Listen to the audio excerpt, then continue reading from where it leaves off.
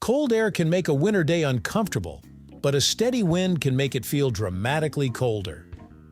A calm day at 5 degrees Celsius might feel tolerable with the right clothing, yet add a strong breeze, and the chill suddenly bites deeper into the skin. This familiar sensation is not just a trick of perception. The difference between still air and moving air is rooted in physics, biology, and the way the human body manages heat. Wind changes how quickly heat leaves the body, altering how cold the environment feels.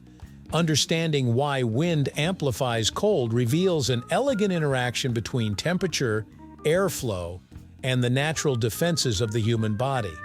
Right here on History of Simple Things.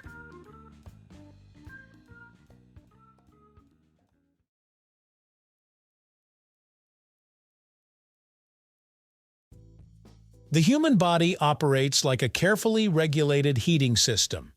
Even when standing still, the body constantly produces heat through metabolism. This warmth keeps internal organs functioning within a narrow and stable temperature range, usually around 37 degrees Celsius. To maintain that balance, the body continuously exchanges heat with its surroundings. Heat naturally moves from warmer areas to cooler ones. When the surrounding air is colder than the body, heat flows outward through the skin. On a calm day, this transfer happens gradually. A thin layer of air close to the skin warms slightly as it absorbs body heat. Because air is a poor conductor of heat, that warm layer acts like a mild insulating blanket, slowing further heat loss.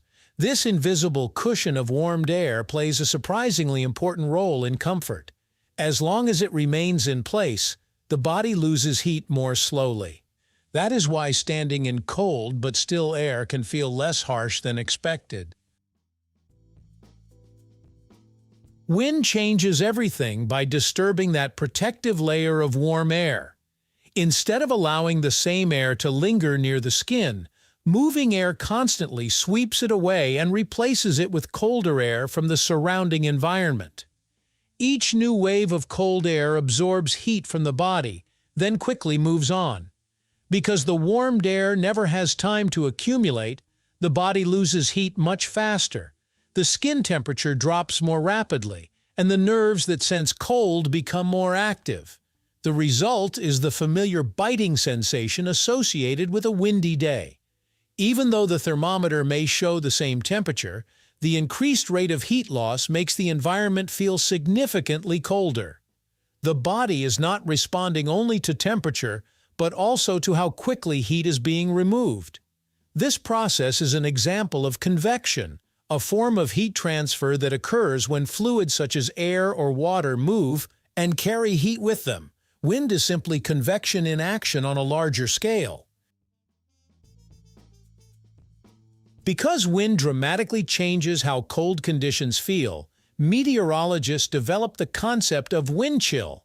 Wind chill describes the apparent temperature felt on exposed skin when wind speed is combined with the actual air temperature. For instance, if the air temperature is 0 degrees Celsius but a strong wind is blowing, the body may lose heat as quickly as it would on a calm day with a much lower temperature.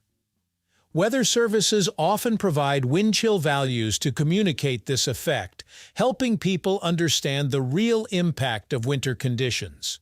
The calculation is based on experiments and models that measure how quickly skin loses heat under different combinations of temperature and wind speed. The stronger the wind, the greater the rate of heat loss, and the lower the wind chill value becomes. Wind chill does not mean the air itself is colder than the measured temperature. Instead, it reflects how quickly the body's heat is stripped away, making the cold feel more severe and potentially dangerous. Wind increases cooling not only by moving air, but also by speeding up evaporation.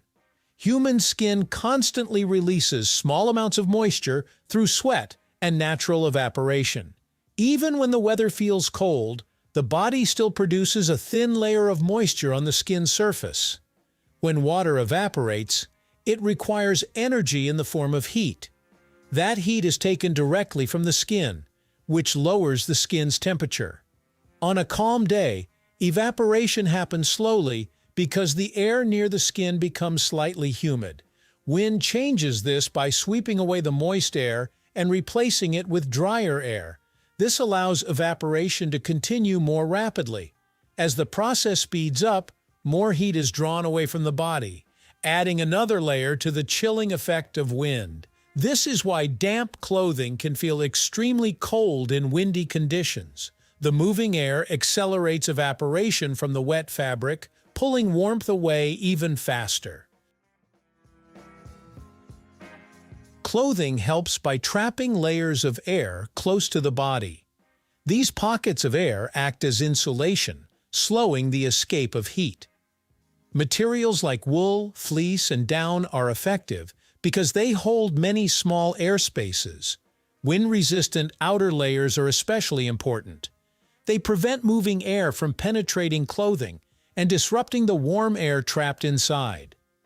Layering works well because each layer adds another barrier that protects the body's heat from being carried away.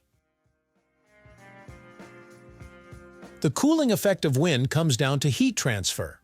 Heat can move through conduction, radiation, or convection. Wind primarily increases convection, where moving air carries heat away from the body. In still air, heat loss happens slowly because the warmed air stays near the skin.